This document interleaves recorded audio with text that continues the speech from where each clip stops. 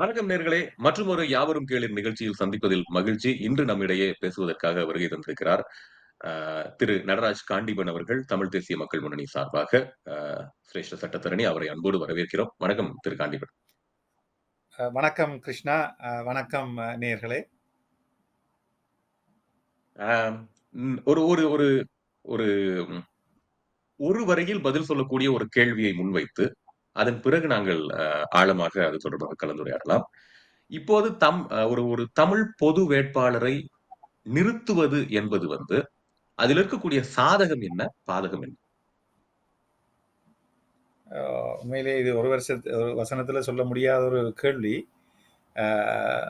சாதகமா, பாதகமா என்றால் என்ன பதில்? அதிலிருந்தே நிச்சயமா. இன்றைய காலச்சூழல்ல அது பாதகமான என்ற வகையில தான் நாங்கள் அந்த புறக்கணிப்பை சொல்லி இருக்கிறோம். ஒவ்வொரு காலகட்டத்தில் வெவ்வேறு சூழல்களில் இலங்கையினுடைய அரசியல் பல பரிமாண மாற்றங்களை கண்டிருக்கிறது. அது தமிழ் தேசிய அரசியலிலும் மிகப்பெரிய தாக்கத்தை, மாறுபாடுகளை ஏற்படுத்துகிறது. இப்போ இந்த கால சூழல் என்பது தென்னிலங்கை அரசியல் மிகப்பெரிய ஒரு சர்ச்சைக்குள் சிக்கி, ஒரு மிகப்பெரிய கிட்டத்தட்ட ஒரு உலகத்தின் கடைசி வறுமை நாடு என்ற அடிப்படையில வகைப்படுத்தக்கூடிய அளவுக்கு போன பிறகு, இங்குதான் தமிழ் பொது வேட்பாளர் என்பவரை கொண்டு வந்து நாங்கள் தனித்துவமானவர்கள் இந்த தேசத்தில் என்பதை அடையாளப்படுத்த விரும்புகின்றனர் ஒரு தரப்பினர், அல்லது ஒரு பெரும்பான்மை தரப்பினர். அதை தமிழ் தேசிய மக்கள் முன்னணி ஒரே கருத்தாக மறுதளிப்பதற்கான காரணம் என்ன? கண்டிப்பா. உண்மையிலேயே இந்த காலச்சூழலுக்கு ஏற்ற தலைப்பிலே நாங்கள் இதை கலந்துரையாடுவது மிக பொருத்தமான ஒரு விஷயம். தமிழ் தேசிய மக்கள் முன்னணியை பொறுத்தவரையிலே இந்த நிலைப்பாடு என்பது 2024 ஜனாதிபதி தேர்தலை சந்திக்கிற பொழுது எடுத்த நிலைப்பாடு அல்ல. 2010ஆம் ஆண்டு, 15ஆம் ஆண்டு, 20ஆம் ஆண்டுகளிலே இடைப்பெற்ற ஜனாதிபதி தேர்தலையும் தமிழ் தேசிய மக்கள் முன்னணி பகிஷ்கரித்தே இருந்தது, புறக்கணித்தே இருந்தது. அந்த வரலாற்றின் அடிப்படையிலே உங்களுக்கு தெரியும், இது இந்த இந்த ஜனாதிபதி தேர்தலினுடைய புறக்கணிப்பு அல்லது பகிஷ்கரிப்பு எனப்படுகிற இந்த விடயம் விடுதலை புலிகளினுடைய காலத்திலே 2005ஆம் ஆண்டு ரணில் அவர்கள் மஹிந்த ராஜபக்ச அவர்களும் தேர்தலிலே போட்டியிருந்த ஒரு சூழலிலே எங்களுடைய விடுதலை போராட்டம் அந்த அன்றைய காலகட்டத்திலே ஒரு நகர்வை முன்னெடுக்க வேண்டிய ஒரு தேவை இருந்தபடியால் அந்த சொல்வார்கள் புறக்கணிப்பு என்பது ஜனநாயகத்தினுடைய ஒரு சின்ன இடைச்செருகள். அப்போதான் இந்த கலந்துரையாடல் ஒரு ஒரு ஒரு கட்டத்தை நோக்கி நகரும் என்று நான் நினைக்கிறேன். இப்போ விடுதலை புலிகளுடைய காலமும் அது அவர்கள் மௌனிக்கப்பட்டு தமிழர் ஆயுத போராட்டம் தோற்கடிக்கப்பட்டு 15 ஆண்டுகள் கழித்து அவர்கள் அன்று செய்தது போல நாங்கள் இன்று செய்வதுதான் சரி என்பது எந்த அளவுக்கு ஒரு தர்க்க ரீதியாக அது எப்படி எடுபடுகிறது? மிக பொருத்தமான கேள்வி கிருஷ்ணா. இப்ப என்னை பொறுத்தவரையிலே 74 வருட போராட்டத்துல நாங்கள் எங்களுடைய என்னன்னு சொல்றது, அந்த கோல் போஸ்ட நாங்கள் எங்களுக்குரிய வகையில ஆக்கி போட்டு கோல் அடிக்கிறது அல்ல. இந்த இனப்பிரச்சனைக்குரிய எங்களுடைய விடுதலை போராட்டத்தை நாங்கள் நகர்த்த வேண்டிய வழிமுறை அது வரலாற்றின் தொடர்ச்சியின் நீட்சியுமாக எங்களுடைய இந்த வரலாறு பலவற்றை சொல்லி நிற்கிறது. விடுதலை புலிகளுடைய ஆயுத போராட்டம் ஒரு காலத்திலே எங்களுடைய தேச கட்டுமானங்களை நிறுவுவதற்காகவும் சர்வதேசத்திலே எங்களுடைய விடயங்களை பாரப்படுத்துவதற்காகவும் சுயநிர்ணய உரிமை மறக்கப்பட்ட இனமாக சுயநிர்ணய உரிமையை கோரி போராடிய ஒரு விடுதலை போராட்டத்தினுடைய விடுதலை நகர்வாகத்தான் நாங்கள் பார்க்க வேண்டும். ஆகவே விடுதலை போராட்டம் சர்வதேச சட்டங்களுக்கு ஊடாக சாதிக்க வேண்டிய அனைத்தையும் சாதித்து முள்ளிவாய்க்கால் இனப்படுகொலையாக ஸ்ரீலங்கா அரசினுடைய 74 வருடங்களுக்கு மேலான இந்த இன அழிப்பு, இன ஒடுக்குமுறையினுடைய உச்ச வடிவங்களை வெளியிலே கொண்டு வருகிற ஒரு போராட்டத்தினுடைய தொடர்ச்சியாகவும் பார்க்க வேண்டும்.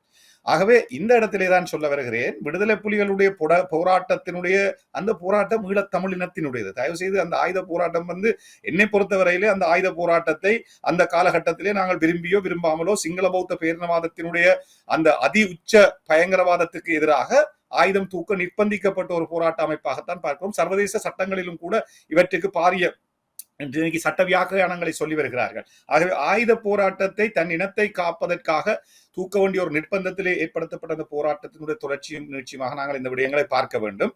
அந்த வகையிலே தான் நாங்கள் சொல்ல வருகிறோம், பகிஷ்கரிப்பு என்பது புறக்கணிப்பு என்பது, பகிஷ்கரிப்பு என்பது ஒரு வடமொழி சொல்லு. புறக்கணிப்பு, தேர்தல் புறக்கணிப்பு என்பது தேர்தல் ஜனநாயகத்தினுடைய உச்ச ஜனநாயக வடிவமாக இன்றைக்கு இது சம்பந்தமாக மிக ஆழமாக உங்களுக்கு தெரியும் இந்த கருத்தியல் சார்ந்த தளங்களிலே நீங்கள் பார்ப்பீர்களா இருந்தால் ஆய்வுகள் இந்த முடிவுகளை சம்பந்தமாக உலக நாடுகளிலே மிக ஆழமாக பார்க்கிற ஒரு போக்கு இருக்கிறது. அந்த இடத்திலே தான் இந்த பொது வேட்பாளர் என்கிற எங்கட இந்த இந்த கொண்டு வரப்பட இருக்கிற பொது வேட்பாளர் என்கிறவர்களுக்கு இன்றைக்கு மட்டும் இருக்கிற பிரச்சனை என்னன்னு சொன்னால், இந்த பொது வேட்பாளர் ஒரு சாதாரணமாக ஒரு இங்கே இருக்கிற தமிழ் தேசிய கட்சிகளாக சொல்லப்படுகிற கட்சிகளும் சிவில் அமைப்புகளுமாக சேர்ந்து கொண்டு வரப்படுகிற பொழுது ஒரு ஒரு விடுதலையை வேண்டி நிற்கிற இனம் என்று சொன்னால், கிருஷ்ணா, நான் இந்த கேள்வி உங்கள்கிட்ட கேட்டா, சாதாரணமாக எந்த ஒரு அடிப்படையில நாங்கள் இதை ஆரம்பிக்க வேண்டும் என்று சொன்னால், நீங்களே ஒத்துக்கொள்வீர்கள், ஒரு கொள்ளை கோட்பாடு விடயங்கள் முன்னிறுத்தப்பட்டு அந்த கொள்ளை கோட்பாட்டின் மேலேதான் இந்த விடயங்கள் இந்த பொது வேட்பாளர் என்பவர் நிறுத்தப்பட வேண்டும்.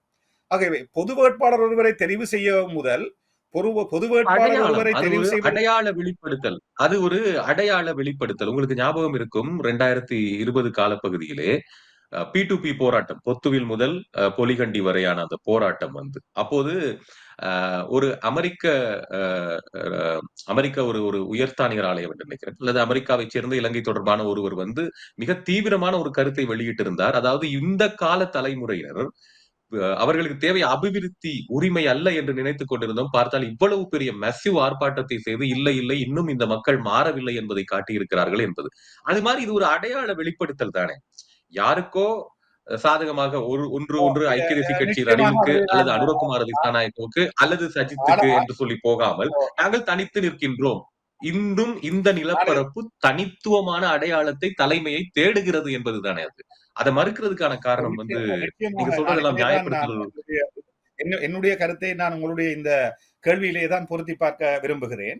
ஒரு ஒரு ஈழத்தமிழினத்துக்கு நான் அதான் திரும்ப திரும்ப சொல்றேன், 75 வருட காலமாக எங்களுடைய விடுதலை போராட்டத்துக்கு ஒரு வரன்முறை இருக்கிறது. நாங்கள் அந்த போராட்டத்தின் வடிவம் உங்களுக்கு தெரியும், ஒரு நாடு இரு தேசமாக இருந்து தனித்தமிழமாக கொண்டு வந்து ஒரு இன அழிப்பு முடிந்ததற்கு பிறகு இந்த சுயநிர்ணய உரிமை கோரிக்கையை முன்வைப்பது தொடர்பாக ஒரு பாரிய அழுத்தங்களை நாங்கள் சர்வதேசங்களிலே இருந்து இன்றைக்கு இந்த கோரிக்கைகள் எங்களுடைய புலம்பெயர் உறவுகள் கட்டமைப்புகள் மூலமாக முன்வைக்கப்படுகிறதை நீங்கள் மிக ஆழமாக பார்க்கலாம்.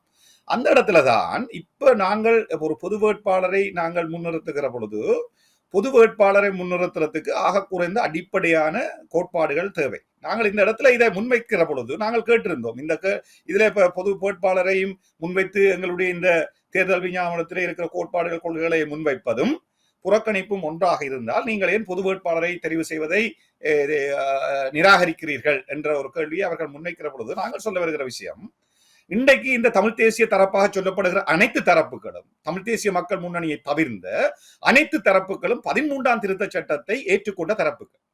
ஆகவே இந்த பொது கட்டமைப்புக்குள்ள இன்றைக்கு இயங்கிக் கொண்டிருக்கிற இந்த தரப்புகளை பார்த்தீங்கன்னு சொன்னால், அதில் நான் பெயர் சுட்டி இதுல சொல்ல விரும்பவில்லை, ஊடக தரப்பாக சொல்லிக் கொண்டிருக்கின்ற இன்றைக்கு ஊடக தரப்பிலே இயங்கிக் கொண்டிருக்கிறவர்கள் எதிராக இந்த பொது கட்டமைப்புக்குள்ளே உள்வாங்கப்பட்டவர்கள் 13ஆம் திருத்த சட்டத்தை முற்றுமுழுதாக அமுல்படுத்துவதற்காக போராடி கொண்டிருக்கிற தரப்புகள். ஆகவே இந்த பொது கட்டமைப்பிலே உள்வாங்கப்பட்டிருக்கிறார். 13ஆம் திருத்த சட்டத்தை அமுல்படுத்துவது என்பது 13th amendment என்பது முதல் கட்டமாக அது தேவை என்று வலியுறுத்தப்படுகிறது. காரணம் நிலம் என்பது பரிபோகமாக இருந்தால் ஒரு நிமிஷம் காட்டி, நிலம் என்பது தொடர்ச்சியாக பறிபோகிறது. கிழக்கு மாகாணம் பறிபோகிறது, வடக்கினுடைய முக்கியமான நுழைவு பகுதிகள் பறிபோகிறது. அதை காப்பாற்றுவது என்றால் இந்திய அனுசரணையில் ஏற்கனவே சட்டத்தில் இருக்கின்ற 13வது திருத்தத்தை முதல் கட்டமாக அமுல்படுத்துவது. கருத்தை கேளுங்கள். 35 வருடமாக 87ஆம் ஆண்டு கொண்டு வரப்பட்ட 13ஆம் திருத்த சட்டம் 35 வருடங்களுக்கு மேலாக 36 வருடங்களாக இருந்து கொண்டிருக்கிற ஒரு சட்டம். இருந்து கொண்டிருக்கிற சட்டத்துல காணி இல்ல அமுல்படுத்துற கான்ஸ்டிடியூஷன் பார்ட் ஆஃப் கான்ஸ்டிடியூஷன்ல நீங்கள் அன்றைக்கு காணி அதிகாரம் மாகாண சபைக்கு நீங்க சொன்னீங்க நிலம் இன்றைக்கு இருக்குதானே 13 ஒரு கான்ஸ்டிடியூஷன்ல உலகத்தில் அமுல்படுத்த வேணும் என்பது அரசியல் பொலிட்டிக்கல் கல்ச்சர் என்று சொல்வார்கள். பொலிட்டிக்கல் கல்ச்சர் இந்தியா வலியுறுத்துவது போல ஃபுல்லி இம்ப்ளிமெண்ட் நிலம் போலீஸ் அதிகாரங்கள் கிருஷ்ணா, இது ஒரு தவறான புரிதல். அரசியல் அமைப்பிலே சொல்லப்பட்ட விடயங்களுக்கு ஃபுல்லி இம்ப்ளிமெண்டேஷன் என்ற ஒரு வரலாறு எங்கேயுமே இல்லை உலக நாடுகள்ல. அரசியல் அமைப்பு தாய் சட்டமாக அமுல்படுத்தப்பட வேண்டியதே தான். அன்றைக்கு சட்டமா வந்துட்டு அதுதான் சட்டம். இங்க என்ன பிரச்சனை என்று சொன்னால், உங்களுக்கு தெரியும் காணி அதிகாரம் மாகாண சபைகளுக்கு கொடுக்கப்பட்டதாக நம்பிக்கொண்டு உங்களை போலதான் புலி இம்ப்ளிமெண்டேஷன் என்று சொல்லி போட்டு காணி அதிகாரம் மாகாண சபைகளுக்கு அரச காணிகள் எல்லாம் வடக்கு கிழக்கில் இருக்கிறது மாகாண சபைக்கு இருக்க வேண்டும் என்று நம்பி வழக்கு தாக்கல் செய்து உயர்நீதிமன்றம் பொருள்கோடல் செய்வதற்கு இந்த விடயம் அங்கே செல்கிற பொழுது அவர்கள் சொன்னார்கள் கட்டமைப்பு ஒற்றியாட்சியாக இருக்கிற பொழுது மாகாணங்களுக்கு காணி அதிகாரங்கள் பகிர்ந்தளிக்கப்பட முடியாது. இன்றைக்கு காணி அதிகாரம் தொடர்பாக 13ஆம் திருத்தத்திலே வியாக்கியானம் கொடுக்கப்பட்டு காணி அதிகாரங்கள் அற்ற ஒரு 13ஆம் திருத்த சட்டத்தை தான் இந்த நபர்கள் கோருகிறார்கள். சரிதான், இதை மிக தெளிவாக வழங்கிக் கொள்ளுங்க. அவர்கள் தெளிவாக சொல்வது போலீஸ் அதிகாரங்களை கூட பிறகு பேசலாம், போலீஸ் அதிகாரங்களை கூட பிறகு பேசலாம். காணி அதிகாரம் என்பது மிக மிக முக்கியமானது. நீங்கள் கேட்ட தயவு செய்து 34 தீர்ப்புகள் மூலமாக 87ஆம் ஆண்டு கொண்டு வரப்பட்ட 13ஆம் திருத்த சட்டத்தில் நீங்கள் சொல்வது போல ஏதோ இருந்தது என்று சொல்லப்பட்ட அனைத்து அதிகாரங்களும் புடுங்கப்பட்ட 33 தீர்ப்புகள் உச்ச நீதிமன்றத்திலே இருக்கிறது. உங்களுக்கு தெரியும், உச்ச நீதிமன்றம் அரசியலமைப்பை பொருள் கோடல் செய்கிற அதிகாரம் அதற்குத்தான் இருக்கிறது. ஆகவே இந்த ஸ்ரீலங்கா அரசினுடைய இந்த நீதி கட்டமைப்பு என்பது வடகிழக்கு மாகாணத்தை இந்திய இலங்கை உடன்படிக்கையில ஒன்றிணைக்கப்பட்டிருந்த மாகாணத்தை தற்காலிகமாக அதனை பிரிக்கின்ற தீர்ப்பை எடுத்த சரத்தன் சில்வா அவர்கள் இன்றைக்கு விமல் வீரவன்சோடு ஒரு புதிய கட்சியை ஆரம்பித்து அந்த கட்சியிலே முன்னணி உறுப்பினராக இருந்து செயற்படுகிற ஒருவராக இருக்கிறார். ஆகவே இந்த இடத்துலதான் இந்த புரியோடி போயிருக்கிற இந்த சிங்கள பௌத்த பேரினவாதத்தினுடைய அந்த அனைத்து கட்டமைப்புகளுமே மிக மோசமாக இருக்கிற நிலைமையிலே தான் நாங்கள் சொல்ல வருகிறோம். இந்த பொது கட்டமைப்புகளும் இந்த கட்சிகளும் 13 கோரியவர்களை வைத்துக் கொண்டு நாங்கள் பொது வேட்பாளரை போட்டு எந்த அரசியலை பேசுவது ஒரு நிமிடத்திலே முடிக்கிறேன். முன் நிபந்தனை ஒன்றை போட்டோம். இந்த பொது வேட்பாளர்களுக்கு நான் கேட்கிறேன், என்ன நிபந்தனையில நீங்கள் 13 நிராகரிக்கிறோம்? நீங்கள் பொது தேர்தலில் தமிழ் தேசிய கூட்டமைப்புக்கும் விக்னேஸ்வரனுக்கு கொடுத்த மக்கள் ஆணை என்ன? வடகிழக்கு இணைந்த தாயகம், தேசம், சுயநிர்ணய உரிமை. இந்த நிலைப்பாட்டிலே அவர்கள் இன்றைக்கு இருக்கிறார்களா? இல்லை. அதற்குத்தான் இன்றைக்கு மக்களை ஏமாற்றுவதற்காக இங்கே இருக்கிற அனைத்து தரப்புகளை நான் பட்டியலிட முடியும். இந்த 10 எழுத்தாளர்களை பற்றி ஒரு பட்டியலை நான் உங்களுக்கு சமர்ப்பிக்க முடியும். ஆகவே நாங்கள் சொல்லுகிறோம், அவர்கள் சொல்லுகிறார்கள் இப்ப இதை கதைக்க கூடாது, நாங்கள் பொது வேட்பாளர் பொது கட்சிகள் எல்லாம் உள்ளுக்கு வந்ததுக்கு பிறகு நாங்கள் அதுல இருந்து பேசுவோம் என்று சொன்னால் எங்களுக்கு பழைய கசப்புணர்வுகள் இருக்கு. உங்களுக்கு தெரியும், சஜித் பிரேமதாஸ் அவர்களை ஆதரிக்கிற பொழுது பல்கலைக்கழக மாணவர்கள் சிவில் அமைப்பு பிரதிநிதிகளை ஒன்று கூட்டி நாங்கள் அந்த பங்கேற்றிருந்தோம். அதிலே ஜனாதிபதி ஒரு தேர்தலுக்கு நாங்கள் ஒரு பொதுவாக கோரிக்கைகளை முன்வைக்க வேண்டும் என்று இதே போலதான் 2019ஆம் ஆண்டு தேர்தலிலும் நாங்கள் இந்த கூட்டுக்குள்ள போய் சிவில் அமைப்புகளுக்குள்ள இருந்து ஏக்கிய ராஜ்ய என்ற அந்த அரசியல் அமைப்பை நாங்கள் முற்றாக நிராகரிக்க வேண்டும் என்று 16வது விடயத்தை நாங்கள் முன்னிறுத்துகிற பொழுது இந்த தரப்புகள் விக்னேஸ்வரன் தமிழ் மக்கள் பேரவையாக இருந்த பொழுது இணைத்தலைவராக இருந்து ஏக்கிய ராஜ்ய என்ற அந்த தீர்வு திட்டத்தை நிராகரித்தவர் சொன்னார், விக்னேஸ்வரன் அவர்கள் சொன்னார், இது ஒரு டைனமிக் ப்ரோசஸ் இயங்கு நிலையில கடந்த 3 வருடங்களாக இருந்து வருகிறது. ஆகவே முன்னணி இதுல கையெழுத்து நாட்டிலும் பரவாயில்லை, நாங்கள் இந்த அரசியல் முன்னகர்வை கொண்டு நடத்துவோம். 13 விடயங்களை நாங்கள் ஏற்றுக்கொண்ட 13 விடயங்கள் அங்கே இருக்கிறது. ஆனால் அந்த 13 விடயங்களை கூட இந்த பொது அமைப்புகள் தொடர்ந்தும் கொண்டு போவதாக இல்லை. இந்த இடத்திலே தான் சொல்ல வருகிறோம், பொது ஒரு ஹைப்போதெட்டிக்கல் கொஸ்டின், இது ஒரு அனுகூலமான ஒரு கேள்வியா நான் முன்வைக்கிறேன். ஒருவேளை தமிழ் தேசிய மக்கள் முன்னணி இந்த தேர்தலை முழுமையாக நிராகரிக்கிறது என்பதை மக்கள் ஏற்றுக்கொள்ள வேண்டும் என்றால், மேண்டேட் என்பது அதுதான் என்றால், என்ன மாதிரியான கோரிக்கைகளுடன் இதை நீங்கள் நிராகரிக்க சொல்கிறீர்கள்? இது மிக முன்வைக்கின்ற அந்த கோரிக்கை. இன்றைக்கு எங்களை பொறுத்தவரையில தமிழ் மக்கள் பேரவையாக வெளியிட்ட ஒரு தீர்வு திட்டம் இருக்கிறது. அதுல இன்றைக்கு இந்த பேசிக் கொண்டிருக்கிற அனைத்து தரப்பும், விக்னேஸ்வரன் கையெழுத்திட்ட ஒரு தரப்பு, சித்தார்த்தன் கையெழுத்திட்ட ஒரு தரப்பு, சுரேஷ் பிரேமச்சந்திரன் கையெழுத்திட்ட தரப்பு, இவ்வாறாக இதே சிவில் அமைப்புகள் இன்றைக்கு பேசிக் கொண்டிருக்கிற பெரும்பாலான சிவில் அமைப்புகள் நேற்று முளைச்சு போட்டு வந்து இன்றைக்கு கோரிக்கைகளை கொடுத்து கொண்டிருக்கிற அமைப்புகளை நான் சொல்ல வர இல்லை. இந்த கடந்த காலங்களில் இயங்கிக் கொண்டிருந்த சிவில் அமைப்புகள் அனைத்துமே சேர்ந்து உருவாக்கின எவருமே இன்றைக்கு அதை பேச தயாரா இல்லை. இன்றைக்கு தமிழ் மக்கள் பேரவை முன்வைச்ச தீர்வு திட்டத்தை நாங்கள் மட்டும்தான் கொண்டு சேர்க்கிறோம். எங்களுடைய தேர்தல் விஞ்ஞாபனத்தில் நாங்கள் சொல்லுகிறோம், தமிழ் தேசிய மக்கள் முன்னணி தமிழ் மக்கள் பேரவையினுடைய பங்குதாரராக இருந்து கொண்டு வரப்பட்ட அந்த தீர்வு திட்டத்தை முன்னகர்த்தி எங்களுடைய தீர்வு திட்டமாக நாங்கள் அதுலதான் மக்கள் ஆணையை பெற்றிருக்கிறோம்.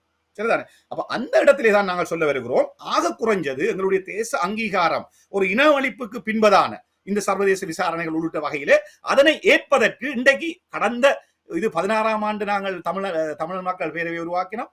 16-17 நாங்கள் இந்த தீர்வு திட்டத்தை உருவாக்கி மக்கள் மத்தியில சர்வதேச இந்த நிபுணர்களுக்கு எங்களுடைய இந்த தூதுவர் ஆலயங்களுக்கு எல்லாம் சென்று நான் நேரடியாக கையளித்த சம்பவங்கள் இருக்கிறது, உங்களுக்கு தெரியும், முற்பக்க தலைப்பு செய்திகளாக வெளியிட்டு கொண்டு வந்த விடயங்களே. ஆனால் இதிலே இருக்கிற எவருமே அதனை ஏற்றுக்கொள்ள இன்றைக்கு தயாராக இல்லை. மாறாக எந்த 13 நிராகரித்து நாங்கள் தமிழ் மக்கள் பேரவை அந்த தீர்வு திட்டத்தை கொண்டு வந்ததோ அதே தரப்புகள் இன்றைக்கு இந்தியாவிடம் 6 கட்சிகள் சேர்ந்து கையெழுத்திட்டு 13 கோரிய தரப்புகள் தான் இன்றைக்கு நாங்க சொல்லுவாங்களே, அந்த வண்டிக்கு முன்னால குதிரையை கட்டுறதா, குதிரைக்கு முன்னால கட்டுறதா என்ற வகையில இன்றைக்கு இதே தரப்புகள் தான் கோரிக்கை ஒண்ணும் பண்ண நாங்கள் முதலெல்லாம் இருந்து கூடி கலைப்போம் சொல்லி நாங்கள் 4 தடவை உங்களுக்கு உதாரணங்களை சொல்ல முடியும். தமிழ் தேசிய மக்கள் முன்னணி கூட்டமைப்பு பிழை என்று சொல்லி அரசியலை செய்ய நாங்களும் 4 தடவைகள் இந்த பொது அமைப்புகளோடு சேர்ந்து இந்த பேச்சுவார்த்தையில போய் கலந்திருக்கிறோம். எங்கள மக்கள் கேட்கிறாங்க கூட்டமைப்பு பிளப்பிழை என்று சொல்லி மக்கள் ஆணையை பெற்று போட்டு திரும்பவும் இதே கூட்டமைப்போட போய் இருந்து பேசி போட்டு பிளப்பிழை என்று சொல்லி கொண்டு வாரீங்களே, எங்களுக்கு ஏதாவது மூளையில கொஞ்சம் சுகம் இல்லையான்னு கேட்கிற அளவுக்கு எங்களுடைய மக்கள் கேட்கிறார்கள். நீங்களும் இந்த காட்டி கொடுக்கிற வேலையா செய்கிறார்கள் என்ற ஒரு காரசாரமான விமர்சனம் எங்கள் மீதும் வருகிறது. விளங்கிச்சாப்பா? நான் இதுல சொல்ல வர விஷயம் என்னன்னு சொன்னால்,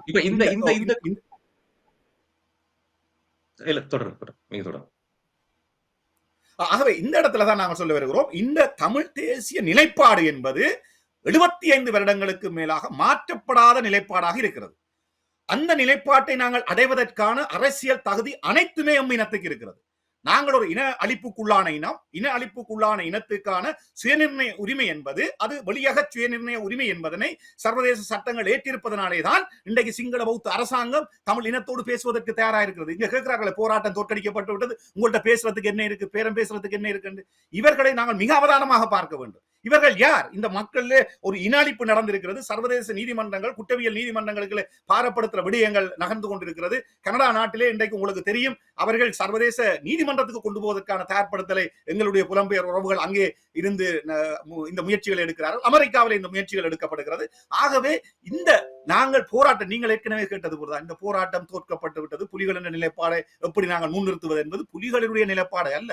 தமிழீழத்தை கோர்னது தந்தை செல்வநாயகம், ஜிஜி பொன்னம்பலம், முருகேசு திருச்செல்வம். ஆகவே அவர்கள் அன்றைய காலச்சூழலில் புலிகளினுடைய நிலைப்பாடு, நான் சொன்னது புலிகளினுடைய நிலைப்பாட்டை எடுத்துச் செல்வது அல்ல. புலிகளினுடைய காலம் வேறு, இந்த காலம் வேறு. அந்த தலைமுறை என்பது வேறு, இந்த தலைமுறை என்பது வேறு. அந்த யதார்த்தத்தை ஏற்றுக்கொள்ளாத பட்சத்திலே அது விவாதத்துக்கு அப்பாற்பட்டது. நாங்க விவாதத்துக்குள்ள வேறுபடுத்தலாது. நீங்க வேறுபடுத்தி கொண்டு போற ஒரு இந்த முயற்சியும் தயவு செய்து நாங்கள் அதுக்கு ஒரு விளக்கம் கொடுக்க வேணும். புலிகளினுடைய போராட்டம் என்பதும், ஆகவே உங்களுக்கு தெரியும், புலிகளுக்கு முதலான காலம் எங்களுடைய அரசியல் போராட்டம் கொண்டு இருக்கிறது. வட்டுக்கோட்டை தீர்மானம் வரையிலாக தமிழீழ கோரிக்கை உள்ளிட்ட கோரிக்கை அரசியல் நிலைப்பாடு, எங்களுடைய தமிழ் இனத்தினுடைய அரசியல் நிலைப்பாடு. ஒரு நாடு இரு தேசம் என்று 51ஆம் ஆண்டு தமிழர் விடுதலை கூட்டணி தமிழரசு கட்சியினுடைய திருவோணமலையில் இடம்பெற்ற முதலாவது மாநாட்டு தீர்மானத்தினூடாக புலிகளுடைய போராட்டத்தினுடைய வரலாறுகளை பேசிட்டோம். இல்ல காட்டிவன்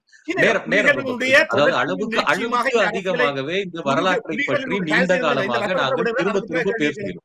இல்ல அது தெரியும், அது எல்லாருக்கும் தெரிந்தது. இல்லையே, புலிகளினுடைய பிரச்சனையே எங்களுடைய தேவை, அது எங்களுடைய போராட்டம். புலிகளுடைய போராட்டம் வேறு, எங்களுடைய போராட்டம் அதுல எந்த சந்தேகமும் இல்ல. நான் திரும்பவும் சொல்வது அந்த காலம் வேறு, இந்த காலம் வேறு. அந்த யுகம் வேறு, இந்த யுகம் வேறு. ஒவ்வொரு போராட்டமும் ஒரு யுகத்திலே புது பரிமாணம் எடுக்க வேண்டும். அந்த கசப்பான உண்மையை ஏற்றுக்கொள்ளாத பட்சத்தில் அதே இடத்தில் நிற்போம். அது வேறு விவாதம். நாங்க அங்க போக வேணாம். தயவு செய்து ஒரு முடிவு, அதாவது புலிகளினுடைய போராட்டம் அன்றைக்கு நடந்து முடிஞ்சது வேறு, இன்றைக்கு வேறு இல்ல. அந்த போராட்டம் சாதித்ததனுடைய இனப்படுகொலையாக இந்த விடுதலை போராட்டம் மாற்றப்பட்டதனுடைய தொடர்ச்சியை மீட்சியையும் தக்க வைக்க வேண்டியதுதான் எங்களுடைய வேலை.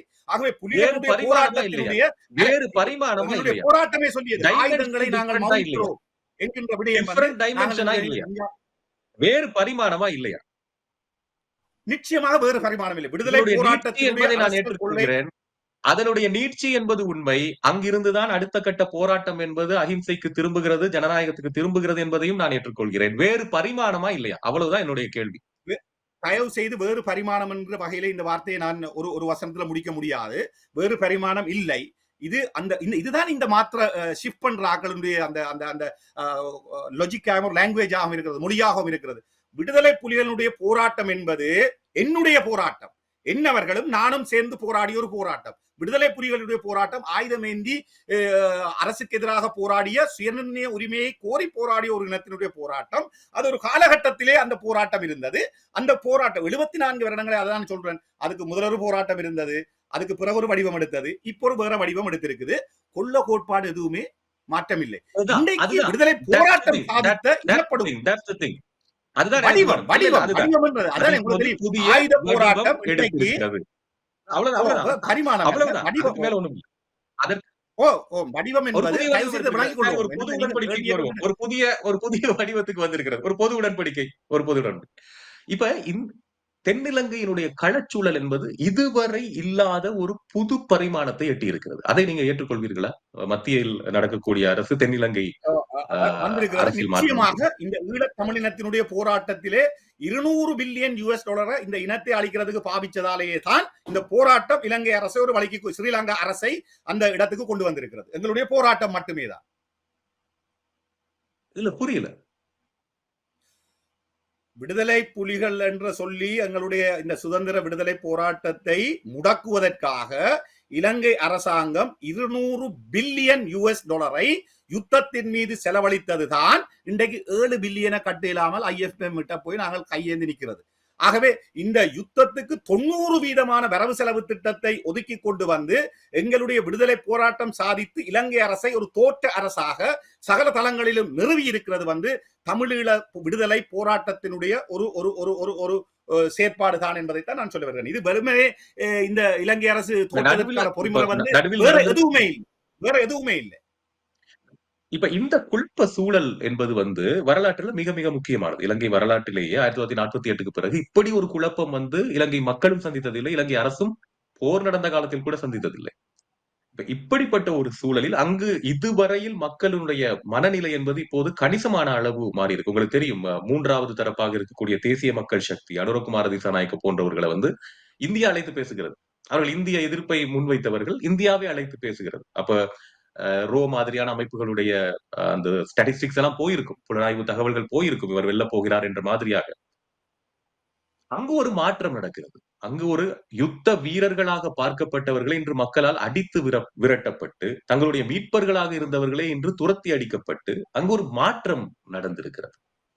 அங்கு நடக்கின்ற இந்த குழப்ப சூழலை தமிழ் மக்கள் தங்களுக்கு சாதகமாக எப்படி பயன்படுத்த வேண்டும்? இதுவும் ஒரு பொருத்தமான கேள்விதான். அந்த இடத்திலே தான் நாங்கள் மிக தெளிவாக கடந்த காலங்களைப் போல நாங்கள் சொல்லி வருகிறோம். இந்த பொது வேட்பாளர் என்கின்ற விடயமா புறக்கணிப்பா பைஸ்கரிப்பா எங்களுக்கு இப்ப தொடர்ந்து வருகிற ஒரு ஒரு ஒரு ஒரு இந்த பைஸ்கரிப்பு புறக்கணிப்பு என்கின்ற விடயம் எங்க வருது என்று சொன்னால், ஏன் பொது வேட்பாளரை நாங்கள் நிராகரிக்க வேண்டும் என்கிற ஒரு நிலைப்பாட்டுக்கு வருகிறோம் என்று சொன்னால், பொது வேட்பாளரை கொண்டு நிறுத்துகிறவர்கள் கடந்த காலங்களிலே அவர்களுக்கு இருந்த அந்த அரசியல் பின்னணி. என்னுடைய கேள்வி அது இல்லை. என்னுடைய கேள்வி இந்த சூழலை எப்படி பயன்படுத்துவது? புறக்கணிப்புங்கிறது நாங்க பொது வேட்பாளரை நாங்கள் ஏன் நிராகரிக்கிறோம் என்றா இந்த சூழலை எப்படி பயன்படுத்துறோம் சொல்றேன். நாங்கள் ஆகவே கடந்த காலங்களிலே இந்த பொது வேட்பாளரை நிறுத்த வருகிறவர்கள் தமிழ் தேசிய அரசியல் பரப்பிலே மிக நம்பிக்கையினமாக அவர்கள் செயற்பட்டிருப்பதன் காரணமாக இவர்களுக்கு ஒரு நிகழ்ச்சி நிரல் இருப்பது என்பதுதான் எங்களுடைய முடிவு. ஆகவே இந்த நிகழ்ச்சிகள் என்ன என்று சொன்னால் மிக ஆழமாக நாங்கள் பேசலாம். ஆகவே இந்த புறக்கணிப்பு என்கின்ற பொழுது நீங்க பாக்குறோம், ஏன் நாங்க இந்த இடத்துல புறக்கணிப்பு கேட்கிறோம்? சரி, பொது வேட்பாளரை நிறுத்துவதில் இவ்வளவு பிரச்சனையை நாங்க சொல்றோம், அவர்கள் சொல்லுகிறார்களே புறக்கணிப்பும் ரெண்டும் ஒன்றுதான் என்று சொன்னால் ஏன் இந்த புறக்கணிப்பை அவர்கள் தெரிவு செய்ய முடியாது? புறக்கணிப்பினுடைய அரசியல் யதார்த்தத்தை நாங்கள் பார்த்தோம் என்று சொன்னால், ஜனநாயகத்தினுடைய உச்ச வடிவமாக இன்றைக்கு ஒரு ஒரு புறக்கணிப்பு இன்றைக்கு இடம்பெறுகிற இந்த சூழல்ல தான் நாங்க சொல்ல வருகிறோம். இந்த ஜனநாயகத்தை விரும்புகிற சர்வதேச தரப்புகளாக அறியப்படுகிற இந்த கிழக்கு மேற்காக பிரிந்திருக்கிற தரப்புகளா இருக்கலாம், இந்த சர்வதேச தரப்புகள் நாங்கள் ஒரு போராட்டம் சர்வதேசத்திலே சுயநிர்ணய உரிமையை போராடி வந்த ஒரு இனத்தினுடைய அரசியல் வேணவாவை எப்படி வெளிப்படுத்துவது என்ற கேள்வியாகத்தான் உங்களுடைய அந்த கேள்வி இருக்கலாம். இந்த தேர்தலை எங்களுடைய அரசியல் வேணவாவை வெளிப்படுத்துகிற வகையிலே எப்படி நாங்கள் கொண்டு போகலாம் என்று சொன்னால், உலகம் இப்ப திரும்பி பார்க்கணும். நாங்கள் கடந்த காலங்களில் உங்களுக்கு தெரியும், யுத்தம் முடிஞ்சதுக்கு பிறகே சரத் பொன்சேகாவை மஹிந்த ராஜபக்ச யுத்தத்தை நடத்தின கட்டளையை பிறப்பித்தவர், யுத்தத்தை நடத்தினவர் சரத் பொன்சேகா. இந்த 2 தெரிவுகளையும் செய்த ஒரு தமிழ் தேசிய இனத்துக்குள்ள இருந்துதான் கிருஷ்ணா நாங்கள் இந்த அரசியலையும் செய்கிறோம். அதே போல மைத்ரிபால சிறிசேன அவர்கள் நாங்கள் நல்லிணக்க அரசுல தெரிவு செய்த ஒருவர். அவர் அதற்கு பிறகு எப்படி இயங்கி இருந்தார் என்கின்ற ஒரு இடத்துல தான் நாங்கள் பார்க்கிறோம். இன்றைக்கு சஜித் பிரேமதாசாவை நாங்கள் கடைசியாக ஆதரித்ததுக்கு பிறகு ராணுவ தளபதிகளை கொண்ட ஒரு ஓய்வு பெற்ற ராணுவ தளபதிகளை கொண்ட ஒரு கட்டமைப்பை வச்சுக் கொண்டுதான் அவர் இயங்குகிறார். ஆகவே இந்த இடத்திலே தான் இந்த இந்த தரப்புகளுக்குள்ள நாங்கள் எங்களுடைய அரசியல் கோரிக்கையை முன்வைக்கிறதுக்கு இன்றைக்கு உலகம் இந்த ஜனநாயக கட்டமைப்பில் தேர்தலை ஒரு பொறிமுறையாக ஏற்றுக்கொண்டிருக்கிற பொழுது, வடகிழக்கிலே நாங்கள் ஒரு நிராகரிப்பை செய்கிற பொழுது, ஜனநாயக கட்டமைப்புக்குள்ளே இருக்கிற ஒரு நிராகரிப்பை, ஒரு விடுதலை போராட்டத்தை நடத்தி வந்த ஒரு இனத்தினுடைய தரப்பாக நாங்கள் இருந்து கொண்டு சொல்ல வருகிற செய்தியை இன்றைக்கு சர்வதேசம் இந்த பகிஷ்கரிப்பின் மூலமாக இந்த ஆய்வாளர்கள், அறிவியலாளர்கள் எல்லாருமே சர்வதேசம் ஒரு சின்ன குறுக்கீடு, சர்வதேசம் பார்க்கும், அதுல எந்த சந்தேகமும் இல்லை. சர்வதேசம் இதற்கு முதலும் பலமுறை பார்த்தது. இப்போ எங்களுக்கு இருக்கக்கூடிய ஒரே ஒரு ஆயுதம் என்பது ஜனநாயக கட்டமைப்பிலே வாக்கு மட்டும்தான். அதுவும் போருக்கு பிந்தைய சூழலில் வடகிழக்கினுடைய வாக்கு தொகை என்பது அந்த ஒரு கூட்டல் என்பது கணிசமான அளவு குறைந்திருக்கிறது. இந்த நேரத்தில் எங்களுடைய வாக்கு பலம் என்பது தென்னிலங்கையை தீர்மானிக்கக்கூடிய ஒரு சூழலுக்குள் கொண்டு போய் தள்ள வேண்டுமா, அல்லது ஒன்றும் இல்லை என்று சத்தம் இல்லாமல் ஒதுங்க வேண்டுமா? ரொம்ப ஒரு பாலர் வகுப்பு தரமா இல்ல, ஒரு கிண்டர் கார்டன் ஸ்கூல் படிக்கிற லெவல்ல இல்ல இது. இல்ல மயக்கத்துக்கு இருக்கிற சாதாரண கேள்விகளை தான் நீங்க கேட்கறீங்க. மிக தெளிவா நீங்க விளங்கிக் கொள்ளணும். எங்களுக்கு அனுரகுமார திசாநாயக்க வர வேணுமா, சஜித் பிரேமதாசாவா, ரணிலா என்றது அல்ல பிரச்சனை. ஈழத்தமிழினத்தினுடைய பிரச்சனைக்கு தயவு செய்து தீர்வும் சிங்கள அரசாங்கத்தோட இல்லை. நாங்கள் மிக தெளிவாக சொல்லுகிறோம். ஸ்ரீலங்கா பேரினவாத அரசோடு அல்ல எங்களுடைய பேச்சுவார்த்தை.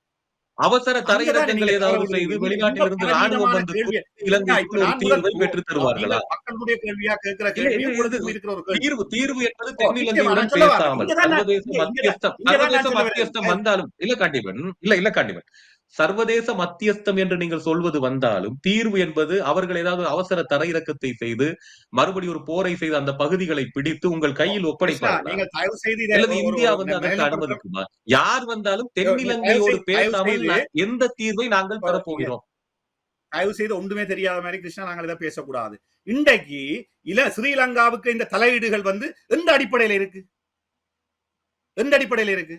எங்களை சந்திக்காம ஒரு இல்ல தயவு செய்து எங்களை தமிழினத்தினுடைய பிரதிநிதிகளை சந்திக்காம, தமிழினத்தினுடைய பிரதிநிதிகளாக எங்களுடைய இந்த அரசியல் தரப்பை சந்திக்காமல் எவருமே இந்த விஷயத்தை இலங்கையில கையாள முடியாது என்பதுதான் அடிப்படை. சரிதானே? இன்றைக்கு ஐக்கிய நாடுகள் அவைக்கு முன்னால, மனித உரிமை அவைக்கு முன்னால ஒரு தீர்மானம் இருக்கு. தீர்மானம் 30 ஒன்றாக, 40 ஒன்றாக, 46 ஒன்றாக, இன்றைக்கு 50 ஒன்றாக நகர்ந்து முடிஞ்சிருக்கு. இன்றைக்கு இந்த தீர்மானத்துல அடுத்த கட்டம் எப்படி நகர்றது, உள்ளுக்கு ஒரு சர்வதேச விசாரணையை கொண்டு வரதா இல்லையா என்ற வகையில மிக மோசமான நிலைமையில இலங்கை அதுலயும் பாதிக்கப்பட்டிருக்கு. இல்ல ஸ்ரீலங்கா அரசாங்கம் அதுக்கு மறுமொழி சொல்ல வேண்டிய ஒரு தேவை இருக்கு. ஆகவே இலங்கையில ஸ்ரீலங்காவோட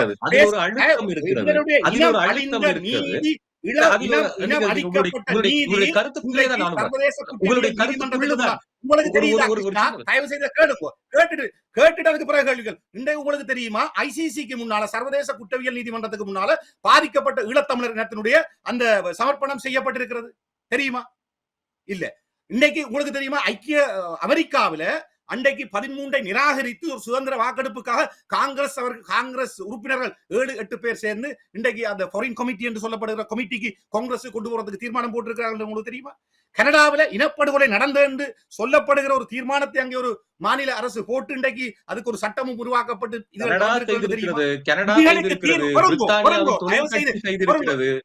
கணிசமான முன்னேற்றங்களும் அழுத்தங்களும் இருக்கிறது. அதுதான்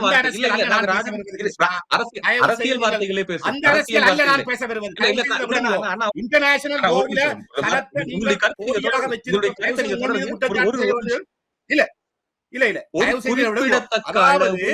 அழுத்தம் இருக்கிறது. There is a pressure. ஒரு குறிப்பிடத்தக்க அளவு அழுத்தம் பிரயோகிக்கப்படுகிறது.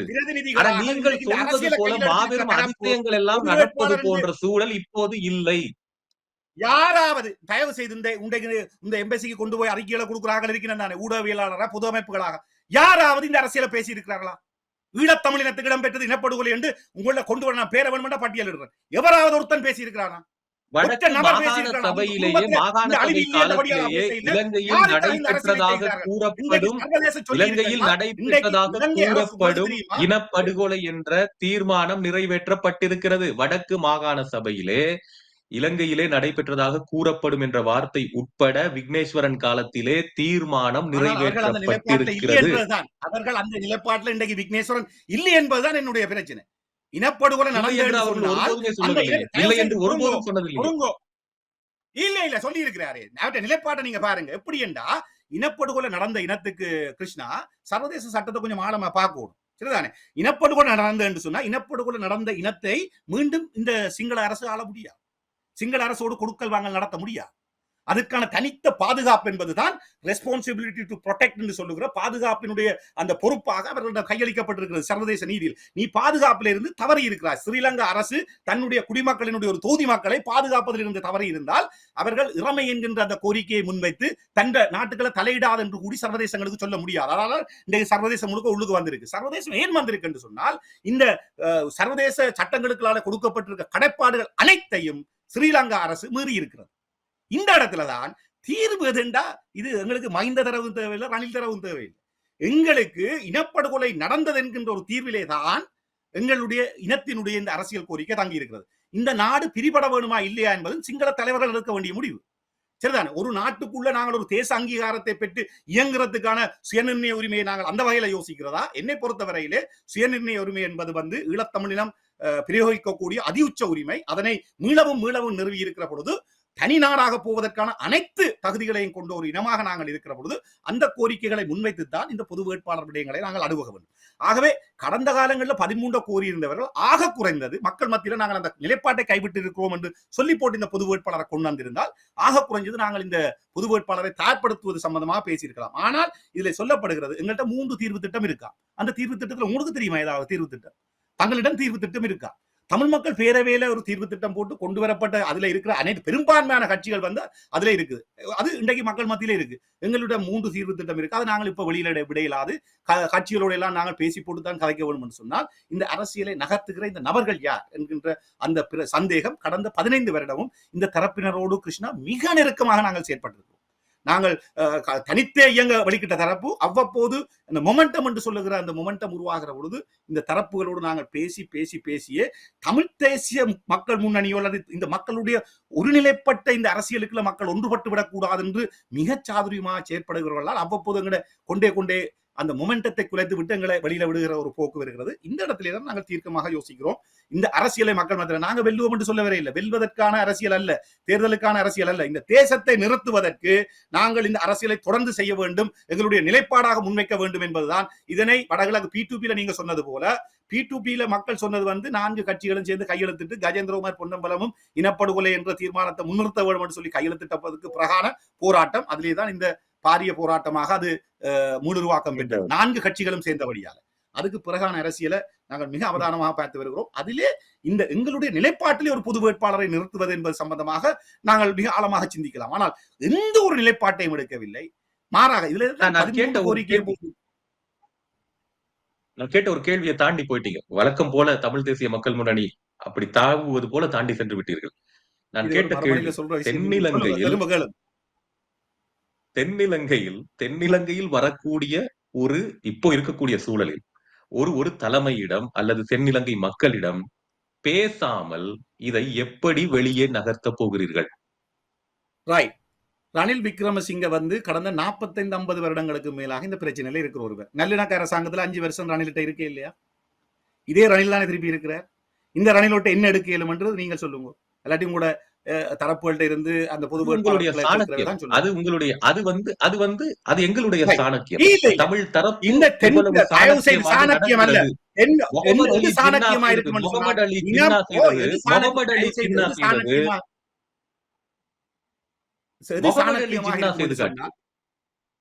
இது சாணக்கியமாய் அதுதான் நான் சொல்ல வரேன். இது சாணக்கியமாய் கஜேந்திரகுமார் பொன்னம்பலம் அவர்களுடைய தந்தையார் அவருடைய பாட்டனார் அவரை கிருஷ்ணா நீங்களே கேள்வியை கேட்டு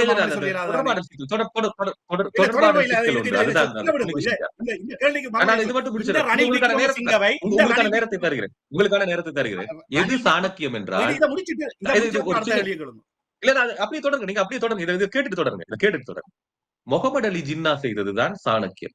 உங்களுடைய தலைவர் கஜேந்திரகுமார் பொன்னம்பலத்தினுடைய தந்தை, அவருடைய மூப்பனார்கள் எல்லாம் தவறவிட்ட அந்த பொன்னான வாய்ப்பை எப்படி செய்வது என்பதுதான் சாணக்கியம். அந்த சாணக்கியத்தை நிச்சயமா. அது பயன்படுத்தி தான் நீங்க பேச இப்ப வேண்டும். அது ஒரு பொலிட்டிக்கல் கல்ச்சர். நான் உங்களுக்கு ஏற்கனவே சொல்லிட்டேன். இன்றைக்கு இருந்து கொண்டிருக்கிற அனைவரையும் பார்த்தீங்கன்னா, சஜித் பிரேமதாசா பற்றி நான் உங்கள்ட்ட சொல்லிட்டேன். சரிதானே? 13 கோரிக்கையை போட்டோம். ஒரு நாடு, இரு தேசம், சுயநிர்ணய உரிமை அனைத்தும் போடப்பட்டது. 13 கோரிக்கையும் போட்டது தமிழ் தேசிய மக்கள் முன்னணி முன்வைத்த கோரிக்கைகள் தான். 14வது போடைக்குள்ளதான் சொல்லிச்சினம் இல்ல. ஏக்கிய ராஜ்யம் என்று ஸ்ரீலங்கா அரசு இந்த 13ஐயும் போட்டுட்டோம்னா ஏக்கிய ராஜ்யம் என்று சொல்லி ஒரு அரசியலமைப்பு சீர்திருத்தம் பெற முடியாது. ஏனென்றா அது இல்லை எங்களுடைய நிலைப்பாடு. அதனை தாண்டிய நிலைப்பாடாக நாங்கள் அறிவித்திருக்கிறோம் என்று சொன்னால் இல்லை அது இயங்கு நிலையில் அது இருக்கிறது இருக்கட்டும் என்று சொல்ல கிடையாது. அதே சஜித் பிரேமதாச இருக்க வேண்டும். சஜித் பிரேமதாசா இதுவும் ஒரு கேள்விதான். இல்ல சட்டத்தரணி அவர்களுக்கு தான் இந்த கேள்வி. உங்களிடம் தான் இந்த கேள்வி. வார்த்தைகளை பிடித்து ஏன் தொங்க வேண்டும்? ஸ்பெயின் போன்ற நாடுகள் ஒற்றையாட்சி நாடுகள் தான். ஆனா அதனுடைய ஃபங்க்ஷனிங் என்ன? ஃபங்க்ஷனிங் என்பது சமஷ்டி. சொல்ல வரேன் உங்களுக்கு அரசியல் வார்த்தை கல்ச்சர் நமக்கு முக்கியம் இல்லை. எது யதார்த்தம் களத்தில் தளத்தில் என்ன இருக்கிறது? பொலிட்டிக்கல் கல்ச்சர் கிருஷ்ணா இந்த யூகேல ஒற்றையாட்சியினுடைய கட்டமைப்பு. ஸ்காட்லாந்து உங்களுக்கு தெரியும், ஒரு முறை சர்வஜன வாக்கெடுக்க போயிட்டு வந்திருக்கு. அவங்களுக்கு பார்லிமெண்ட் இருக்குது. அவன் தனக்கு கரன்சியை பிரிண்ட் பண்ணக்கூடிய அதிகாரங்களை நொதர்ன் ஐலண்டும் வச்சிருக்குது, ஸ்காட்லாண்டும் வச்சிருக்குது. ஆழமா பேசலாம். சரிதானே? இலங்கையுடைய பொலிட்டிக்கல் கல்ச்சர் உங்களுக்கு விளங்கணும். நாங்கள் டட்லி செல்வா, பண்டா செல்வா, விடுதலை புலிகள் பிரபாகரன், ரணில் ஒப்பந்தம் வந்து அனைத்து ஒப்பந்தம் இந்தோலங்கா பேக் 13 என்று சொல்லி இலங்கையினுடைய சிங்கள பௌத்த பேரினவாதத்தினுடைய முழு வடிவத்தையும் பார்த்திருக்கிறோம். அது நீதி கட்டமைப்பையும் பார்த்திருக்கிறோம். அனுரகுமார திசாநாயக்கனுடைய கட்சி தான் வடகிழக்கு பிரிச்சது.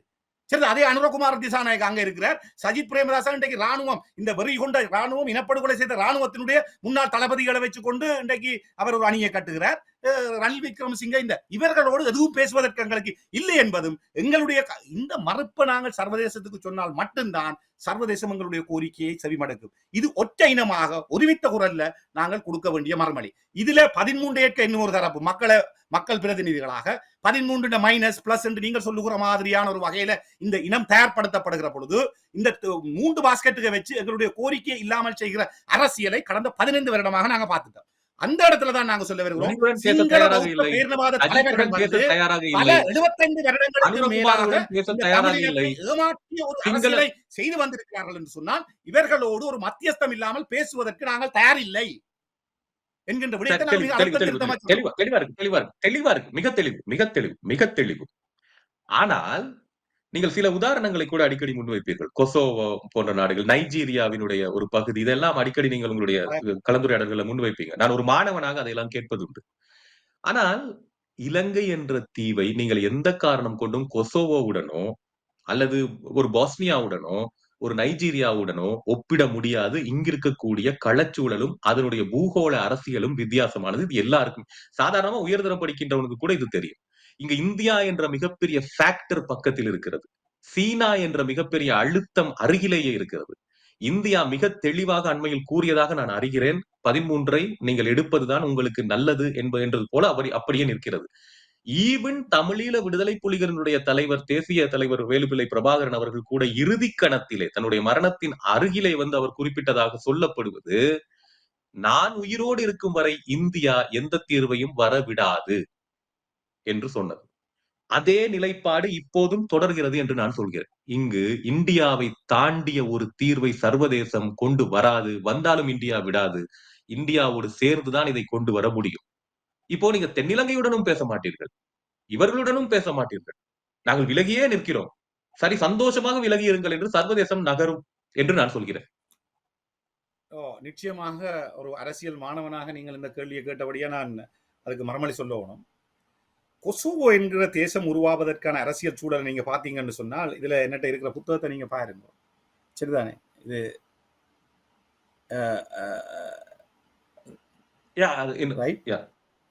இல்ல, இதை நான் இதுல காட்டுறது என்னன்னு சொன்னா இந்த வாசிப்பு மிக முக்கியமான தேவைக்கு இருக்குது. கொஞ்சம் கீழே அப்படி வைங்க. The sections of states and their recognitions. Okay, சொல்லுங்க. இந்த அரசியலுக்கு நீங்க பின்னுக்கு பாத்தீங்கன்னா இதை வாசிக்கணும் நாங்க கிருஷ்ணா. அங்கதான் நான் சொல்ல வாரன். அமெரிக்காவினுடைய நிலைப்பாடு கொசோவோ தேசத்துக்கான போராட்டம், அல்பேனியர்கள் என்கின்ற முஸ்லிம்கள் இந்த கொசோவோவை சேர்பியர்களிடமிருந்து யூகோஸ்லாவியாவிலிருந்து பிரிக்க நடக்கிற போராட்டம் வந்து இன்றைக்கு இது இலங்கையிலிருந்து இந்த பக்கத்தை நான் ஒரு சின்ன உதாரணத்துல சொல்லிவிடுறேன். 88வது பக்கத்துல சொல்ல வருகிற உதாரணங்கள்ல நீங்க பாத்தீங்கன்னா இதுதான் இன்றைக்கு சர்வதேச இன்டலெக்சுவல் விஷயம். அதாவது இந்த செல்ஃப் டிட்டர்மினேஷனை கோருகிற நாடுகளாக இந்த எந்தெந்த நாடுகள்ல போராட்டம் நடைபெற்றிருக்கு சொன்னா இந்த சர்வதேச ஹேக், அதாவது pocket book of the Hague Academy of International Law, அவர் சொல்ல வருகிற இடத்துல சொல்லுகிறார், states were created in violation of the prohibitions on the denial of right to self-determination, racial discrimination, and the use of force. Moreover, the failure of secession in the cases of Biafra, அந்த நைஜீரியாவில இருந்து Biafra என்கிற நாடு பிரிகிறதுக்கான சுயநிர்ணய உரிமை போராட்டம், Chechnya from the Russian Federation, Basque region from Spain, Kashmir from India, Uyghur region from China, Bougainvillea from Papua New Guinea, Aceh from Indonesia, Somaliland from Somalia, Anjouan from Cameroon, Quebec from Canada, Tamil from Sri Lanka. சரிதானே? இந்த புத்தகத்துல தான் அது இருக்கு. நான் என்ன சொல்ல வருகிறேன் என்றால், கொசோவோ நாடு உருவாக்கப்படுது, நேட்டோவினுடைய நிலைப்பாடு என்ன இருந்த, அமெரிக்காவினுடைய மேற்கினுடைய நிலைப்பாடு, அல்பேனியர்கள் முற்றுமுழுதாக அழிந்து தொலைந்தாலுமே நாங்கள் கொசோவோவினுடைய விடுதலையை அனுமதிக்க மாட்டோம் என்பதுதான் தத்துவமாக இருந்தது, அரசியல் நிலைப்பாடாக இருந்தது. எவ்வாறு இதை சாத்தியப்படுத்திக் கொண்டார்கள்? இதிலேதான் கஜேந்திரகுமார் பொன்னம்பலம் அவர்கள் தமிழீழ விடுதலை புலிகளுடைய போராட்டம் இருக்கிற பொழுது தெரிவு செய்யப்பட்ட ஒரு பாராளுமன்ற உறுப்பினராக விடுதலை போராட்டங்களுடைய ஒரு சர்வதேச மாநாட்டுக்கு போராட்டம் சார்ந்த ஒரு பிரதிநிதியாக அங்கே செல்கிறார். கொசோவோ லிபரேஷன் ஆர்மியினுடைய அந்த தளபதி, விடுதலை ராணுவத்தை நடத்தியவரும் அங்கே வருகிறார். அவரிடம் கஜேந்திரகுமார் கேட்டதாக எங்களுடைய கலந்து ஆலோசிப்பிலே அவர் சொல்லுவார், நீங்கள் இந்த விடுதலையை, கொசோவோவினுடைய விடுதலையை எவ்வாறு சாத்தியப்படுத்தினீர்கள்? இதே கேள்விதான் நீங்கள் ஒரு மாணவனாக கேட்ட கேள்விக்கு தான் நான் இந்த மறுமொழியை சொல்ல வருகிறேன். அந்த ராணுவ, அந்த கொசோவோ லிபரேஷன் விடுதலை ராணுவத்தை, என்னுடைய கேள்வி வேறு. தயவு செய்து நீங்க நினைச்ச கேள்விக்கு விட இயலாது, கொசோவோ நடக்க இயலாது, இது நடக்க இயலாதுன்றது அல்லவே. அரசியல விளங்கிக் கொள்ளாமல் பேசி நீங்கள் இன்டெலக்சுவலாக பேசி, நான் ஒரு மிகப்பெரிய கல்விமான், எனக்கு இந்த புத்தகங்கள் எல்லாம் தெரியும், நான் இவ்வளவு படித்திருக்கிறேன் என்றெல்லாம் காட்டி கேள்வியிலிருந்து தப்பிக்கிறீர்கள். இந்த கேள்வி கொசோவோ சாத்தியப்படாது என்று சொல்லி போட்டு எந்த அடிப்படையில கிருஷ்ணா நீங்க சொல்ல வாரீங்களா அது ஐடியாலஜி என்று சொல்லி? தயவு செய்து இப்படி கொச்சையான வாதங்களை முன்வைக்க கூடாது கிருஷ்ணா. நான் உங்கள்ட்ட ஒரு மதிப்பு வச்சிருக்கிறேன்.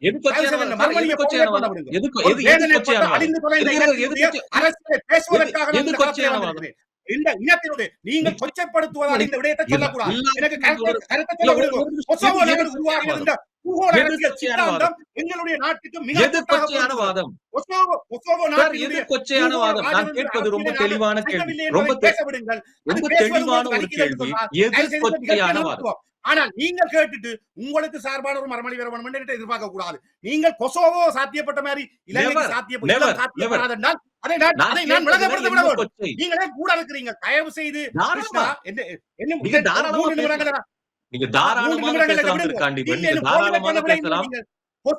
கொசோவோவினுடைய இது ஐடியல் இல்ல, இதுதான் யதார்த்தம். இந்த பூகோள அரசியலை நாங்கள் விளங்கிக் கொள்ளணும்.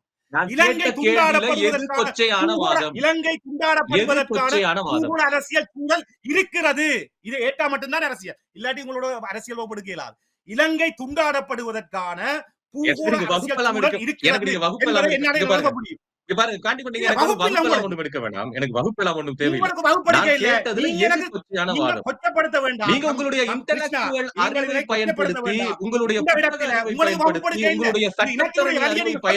கேள்வியை வேறு எங்கோ கொண்டு செல்கிறீர்கள் என்றால் நான் அதை கேட்கணுமா இல்லையா? மக்கள் தீர்மானிக்கட்டும். நீங்க கேட்ட கேள்விக்கு நான் சொன்ன மறுமொழி மக்கள் தீர்மானிக்கட்டும். நீங்களும் எங்க வேற இடத்துக்கு திசை திருப்பதாக என்ற குற்றச்சாட்டு. கொசோவோவினுடைய அந்த ராஜதந்திரம் உங்களிடம் பிழைத்திருக்கிறது. ஏன் அந்த நிலைப்பாட்டை எடுக்க வேண்டும்? பூகோள அரசியல் நலன்ல தம்பி கிருஷ்ணா, நீங்க உண்ட விளங்கிக் கொள்ளுங்க. ஈழம் துண்டாடப்படுமா இல்லையாண்டா தான் தம்பி நாங்க பேசுற அரசியல் சரி. என்ன விளக்கப்படுத்த விடுங்களேன். நான் சொல்றேன் ஈழம் துண்டாடப்படுவதற்கான பூகோள அரசியல் சூழல் இருக்கு, நீங்க இல்லைன்றீங்க. அப்ப நான் கருத்து சொல்ல விட வேணுமே. இல்லை என்பதில் தெளிவாக சொல்றேன். இல்லையே, நிச்சயமா நீங்க வேற ஏதோ சொல்றீங்க. இது தம்பி பூகோள அரசியல ஒரு நிமிஷத்துல உங்களுக்கு சொல்லி போட்டு போயிடலாம். அது எஸ் நோ உண்டு, சரிதானே? கொசோவோவை எடுங்கோ, ஈஸ்ட் திமோரை எடுங்கோ, சவுத் சூடான் எடுங்கோ. நான் சொல்ல வர அந்த அரசியல மக்கள் விழிப்புணர்வா இன்றைக்கு டயஸ்போரால கனடாவில் எடுக்கப்படுகிற தீர்மானங்கள், இங்க எடுக்கிற தீர்மானங்கள் இன்றைக்கு எடுக்கப்பட்டு கொண்டுதானே இருக்குது. அந்த தீர்மானங்களோட வச்சு பூகோளர் ஈழத்தில் ஒரு நாடு உருவாவதற்கான கோரிக்கை இருக்கிறதா இல்லையான்றதை கொண்டுதான் வெஸ்டர்ன் இதை முடிவெடுக்கும். எப்படி எடுக்கும்? சவுத் பிளாக் ஒன்று இருக்குது, உங்களுக்கு தெரியும். டிப்ளோமசியில இந்தியாவில் அட்மினிஸ்ட்ரேஷன்ல இந்த டிப்ளோமசியை தீர்மானிக்கிறது சவுத் பிளாக். அதே மாதிரி சவுத் ஈஸ்டியன் பிளாக் ஒன்று இருக்குது, அமெரிக்கால இந்த டிப்ளோமசியை தீர்மானிக்கிறது. அப்ப அவங்களுக்கு இப்ப இலங்கை சார்ந்த ஒரு பிரச்சனையில ஒரு கோரிக்கையை சுதந்திரத்துக்காக போராடுகிற, சுயநிர்ணய உரிமையை போராடுகிற ஒரு இனம் அந்த கோரிக்கையில நிக்குது என்று சொன்னா, மேற்கும் கிழக்குமாக மாறிக்கொண்டு அடிக்கடி மாறுகிற இந்த ஸ்ரீலங்காவினுடைய பிரிப்பை சர்வதேசம் ஏற்கிற ஒரு நியாயப்பாடு வரும். இதைத்தான் தேசிய தலைவர் 94ஆம் ஆண்டு 40 வயசுல மிக தெளிவாக சொல்லியிருக்கிறார். உலக நாடுகள் மனிதநேயவாதிகளாகவோ மனித உரிமை விரும்பிகளாகவோ எங்களுக்கு வரமாட்டினோம். ஆனால் இன்றைக்கும் எங்களுடைய நாட்டினுடைய இருப்பினுடைய தேவை இந்த சர்வதேசத்துக்கு தேவை. அன்றைக்கு இந்த பூகோள சுற்றுவட்டத்தில் எங்களுடைய நாடு ஏறிக்கொள்ளும். இதுதான் பூகோள யதார்த்தம். ஐக்கிய நாடுகள் சபை யுஎன் கவுன்சிலில் வீட்டோ அதிகாரத்தை கடந்து முடிஞ்சது. கிருஷ்ணா, வீட்டோ மிக ஆழமா பேசுவோம். வீட்டோ எல்லாம் கடந்து முடிஞ்சது. நீங்கள் எங்கேயோ நீங்கள் இந்த அரசியல் தெளிவை கொண்டு வாங்கோ. அரசியல் தெளிவு இல்லாம இந்த வீட்டோ கதைக்கிற வீட்டோ அரசியல் தெளிவு இல்ல. அதாவது வீட்டோவை பயன்படுத்தக்கூடிய நாடுகள் இப்போ இல்ல. வீட்டோவில் சீனாவும் அமெரிக்காவும் வேறு வேறு திசை இல்ல. ரஷ்யாவும் சீனா இவர்கள் வேறு. இது அரசியல் புரிதல் இல்ல. நீங்கள் சொல்வதுதான் அரசியல் புரிதலா? நீங்க சொல்வது இருக்கும் வரை நகராது என்று நான் சொல்கிறேன். நீங்க மக்கள் கிட்ட சொல்றீங்க அடிப்படையற்ற. உங்களுடைய கருத்தை நான் நிராகரிக்கிறேன். எனக்கு சொல்ல விடுங்க. சரிதான், சொல்ல விடுங்க. வீட்டோவை நீங்க வீட்டோ கிறிஸ்துக்கு முன் கதைக்கிற விஷயம் மாதிரி கதைக்காதீங்க. வீட்டோ இன்றைக்கு அமெரிக்கா ஐசிசிக்கு முன்னாடி போனது. அமெரிக்கா ஐசிசிக்கு முன்னால நிக்குது. ஆப்கானிஸ்தான் போருக்கு முன்னால, ஆப்கானிஸ்தான் நடந்த கொடுமைக்கு முன்னால ஐசிசிக்கு முன்னால கொண்டு போகப்பட்டிருக்கு. எங்க வீட்டோ? இஸ்ரேல் பலஸ்தீனத்தின் ஒடுக்குமுறையில இஸ்ரேல் நிக்குது ஐசிசிக்கு முன்னால. எங்க வீட்டோ? தயவு செய்து தம்பி, இந்த வீட்டோ எல்லாம் இன்றைக்கு ஐசிசிக்கு போற விஷயத்துக்கு வீட்டோ தேவையில்லை. ரோம சாசனத்துல கையெழுத்திட்ட நாடுகள் தான் போகணும் என்ற நிலைப்பாடுகள் இல்லை. அதெல்லாம் மாண்டி இன்றைக்கு அரசியல் வேற ஒரு நிலைப்பாட்டுக்கு வந்திருக்கு. ஒரு பாரிய ஒரு பாய்ச்சல கண்டு இருக்கு. இன்றைக்கு இந்த சீனாவினுடைய இந்த 5 நாடுகளுடைய வீட்டோ இதுகளையும் தடுக்கலாம். சரிதான். அப்ப இனத்தினுடைய அழிவிலே ஒரு சுயநிர்ணய உரிமை கோரிக்கையில இன்றைக்கு பர்மா சீனாவினுடைய நேச நாடு. ரோஹிங்கியா முஸ்லிம்களுக்கு எதிரான பிரச்சனை இன்றைக்கு ஐசிசி எடுத்திருக்குது. எங்க வீட்டோ? சீனாண்ட வீட்டோ எங்க போனது? இந்த மனித உரிமைகள் விஷயங்களை தயவு செய்து அழிஞ்சதங்கட இனம், உங்களோட இனம், நாங்களும் நீங்களும் சேர்ந்து அழிஞ்சிருக்கிறோம். இதுல ஈழத்தமிழர்கள், மலையக தமிழர்கள் சொல்லி அனைத்து உறவுகளும் அழிந்திருக்கிறோம். ஆகவே இந்த இடத்துல இந்த சுயநிர்ணய உரிமை கோரிக்கை என்பது இன அழிப்பின் வடிவமாக முன்னெடுக்கப்பட்டுத்தான் கொசோவோ துண்டு துண்டு ஆட்சி தரிச்சது. அது பொஸ்னியாவினுடைய உருவாக்கமாக இருக்கலாம், ருவண்டாவினுடைய அந்த அரசியலமைப்பு மாற்றமாக இருக்கலாம். அதுக்கு பிறகான இந்த அரசியல் சூழல். ஆகவே வீட்டோ அதிகாரத்தை இந்த ஹியூமன் ரைட்ஸ் வயலேஷன்ஸ்ல பாவிக்கிறதுக்கு சில நெறிமுறைகள் இருக்கு. அதுகள் எல்லாத்தையும் கடந்து இன்றைக்கு ஐசிசியில உறுப்புரை 15க்கு கீழே இன்றைக்கு பர்மா போயிருக்குது, சிரியா போயிருக்குது.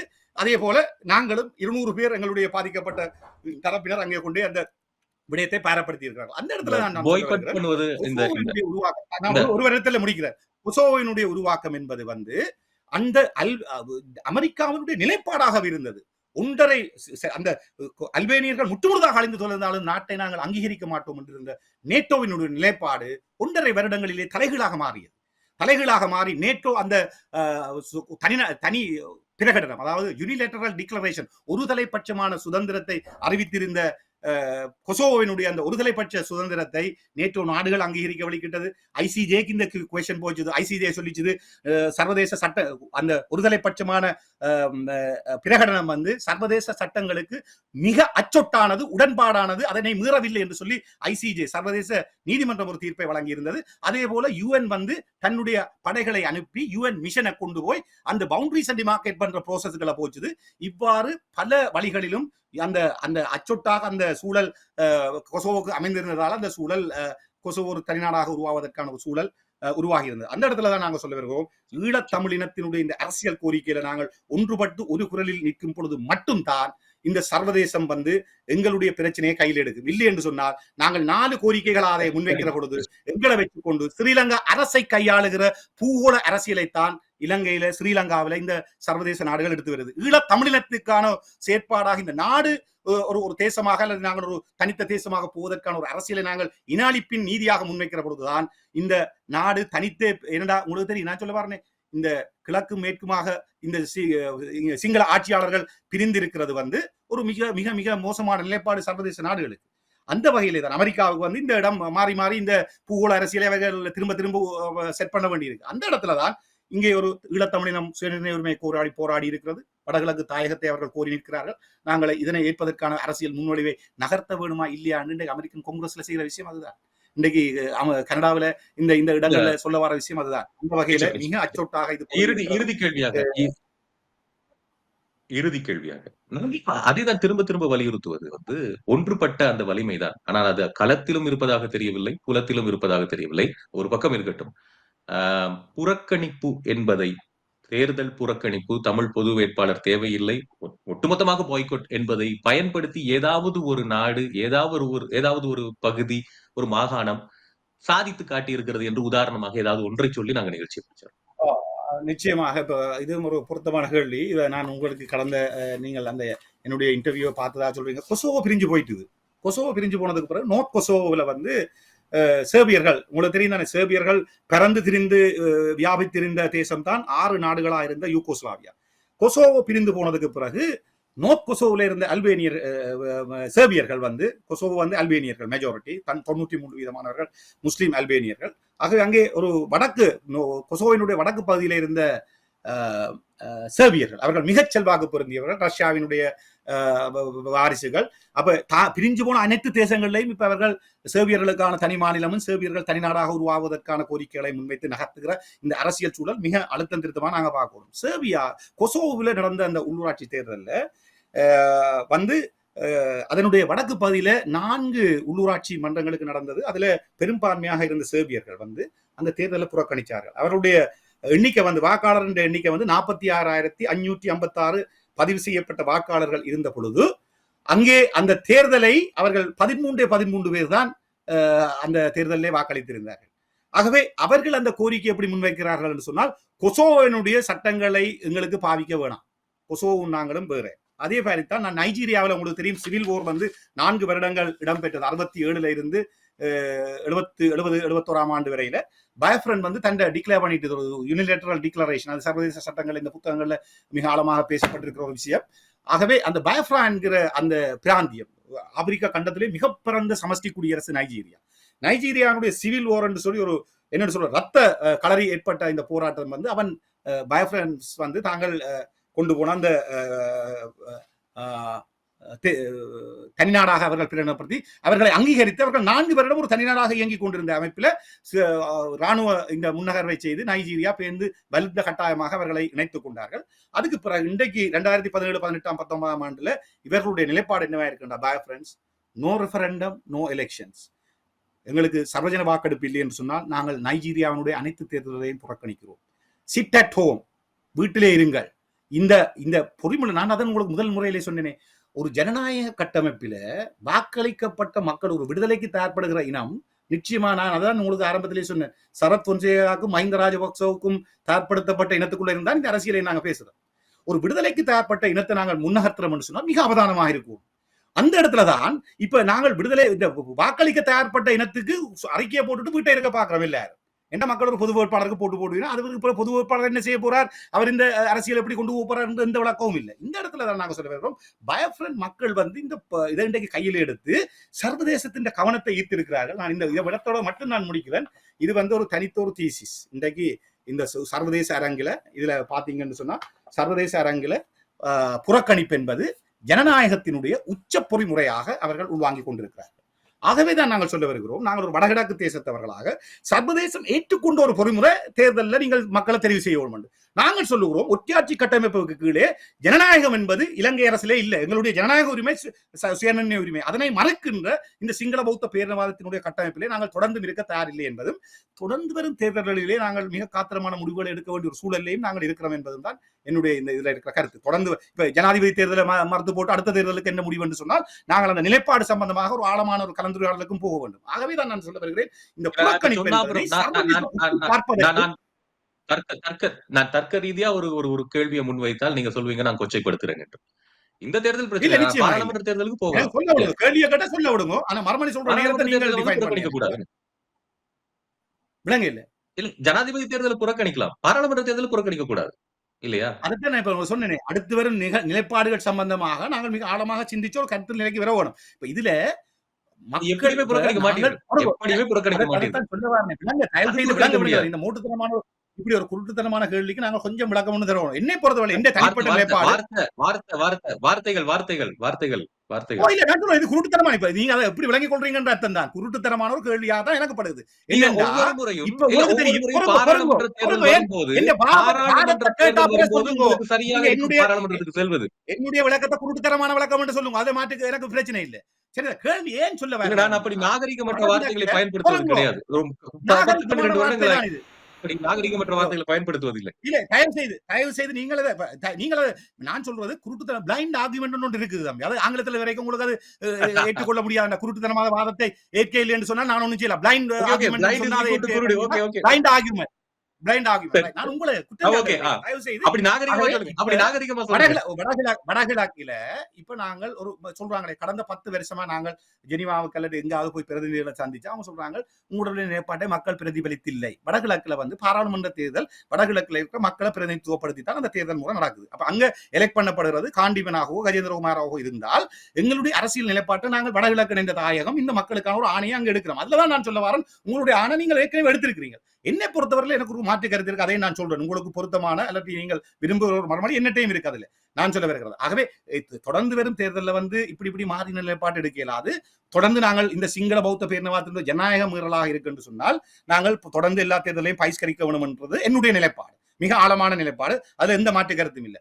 ஆனால் உங்களுக்கு தெரியும், டக்ளஸ் தேவானந்தாவும் அல்லட்டி விக்னேஸ்வரனோ அல்லட்டி நாங்கள் சொல்லுகிற இந்த குற்றச்சாட்டுகிற இந்த தரப்பை வச்சு கொண்டுதான் 13ஆம் திருத்த சட்டத்துக்கான மக்கள் பிரதிநிதிகள் என்று எந்த மக்கள்கிட்ட எடுத்த ஆணை ஒரு தேசம் அங்கீகரிக்கப்பட்ட என்ன தேசம் சுயநிர்ணய உரிமைக்கு எடுத்து போட்டு ஆரம்பிக்கு தத்துவம் கொடுத்தது பேசுறது. ஆகவே இந்த இடத்துலதான் நான் சொல்ல வருகிறேன், இந்த அரசியலை மாத்த வலிக்கிற இடத்துல ஒரு நிர்பந்தம் எங்களுக்கு அங்க ஏற்படுது.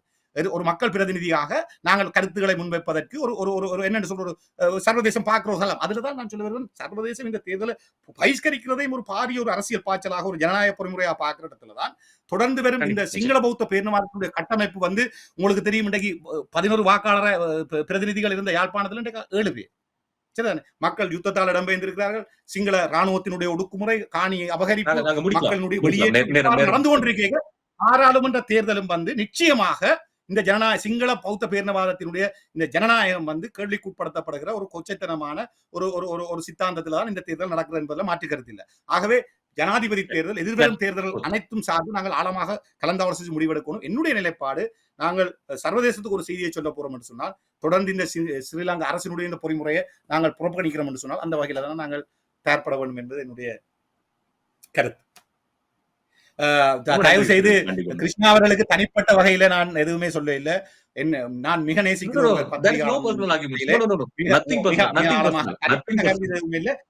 அப்ப என்னுடைய வார்த்தைகளை நான் மிக அளந்துதான் பேசுறேன். அதுக்கு முழு பொறுப்பு நான் எடுக்கிறேன். அது ஜனநாயக மீறலா இருக்கலாம், அல்லாட்டி நான் முழுமையாக இருக்கிறேன். அந்த வகையிலே மிக ஆரோக்கியமாக இந்த கலந்துரையாடலை எங்களுடைய தரப்பு விடயங்களை முன்வைப்பதற்கு ஏற்படுத்தி தந்தமைக்கு நன்றியை தெரிவித்துக் கொள்கிறேன். இப்போதும் சொல்கிறேன் திரு காண்டிபன் அவர்கள், it's always a pleasure to meet you. அது ஒரு மிகச்சிறந்த ஒரு கலந்துரையாடலாக எப்போதுமே எனக்கு இருந்திருக்கிறது, இன்றும் இருந்தது. ரொம்ப நன்றி, ரொம்ப நன்றி. உங்களுடைய பெருமதியான நேரத்தை எங்களுக்காக தந்தமைக்கு ரொம்ப நன்றி. ரொம்ப நன்றி நேயர்களே, மற்றொரு யாவரும் கேளீர் நிகழ்ச்சியில் சந்திக்கலாம். அதுவரையில் விடைபெறுகிறேன். நன்றி, வணக்கம்.